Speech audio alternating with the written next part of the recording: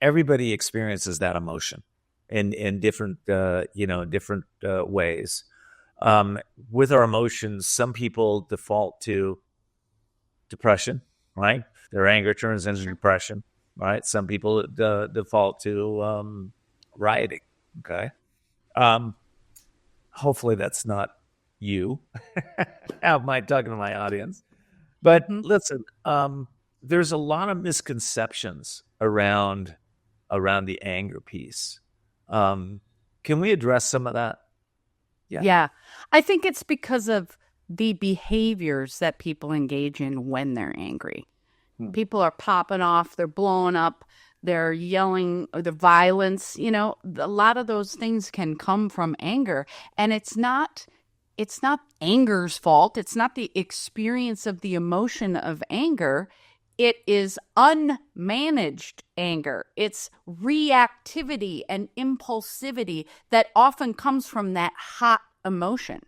And people don't name it and then get themselves back to baseline before they make a decision about how they want to behave. Yeah. Yeah.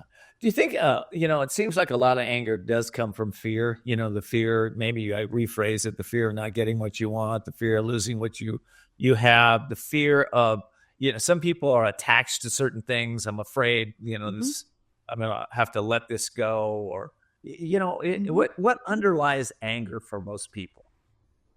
I don't think it's a most thing. I mean, people talk Okay. about primary and secondary emotions, and I don't really jive with that because I think, as I said earlier, we have a lot of different emotions at the same time, and we are that complex. So let's just deal with the reality of the complexity by raising our emotional intelligence. So fear can be in there. Depression's often talked about as anger turned inward.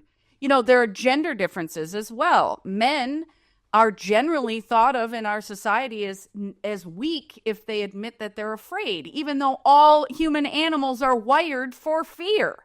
Right. So what's the only emotion that men in America are allowed to feel? Anger. I mean, that has not worked out great. And then you look at, women are often taught to stuff the anger, that it's not polite or it's not ladylike or whatever to get pissed off. And so they stuff it, and then it leaks out in dangerous ways as well. Yeah. So it can be just as destructive to stuff anger as to explode. Everybody has to learn how to name it, validate that by naming it, and get real specific about what kind of anger you're feeling. If you don't know but you suspect it's anger, I have people go to the wheel, name each one, and say yes, no, maybe. And Love it. when you get a lot of yeses, then you're in the right department, Yeah. So you mentioned one thing, Dr. JJ, that people you said you were complex beings and you can have more emotions than just one at a time. But did I understand Mm-hmm. that correctly? Because I could Yeah. feel love and hate at the same time, or Sure. happiness and sadness at the same time. Yeah. Sure. It's even more complex than that. You can feel sadness and anger at the Mm, same time. mm, Frustration and sadness are often it parts of grief. You mm, can feel joy or you could feel love and sadness in grief. mm, mm.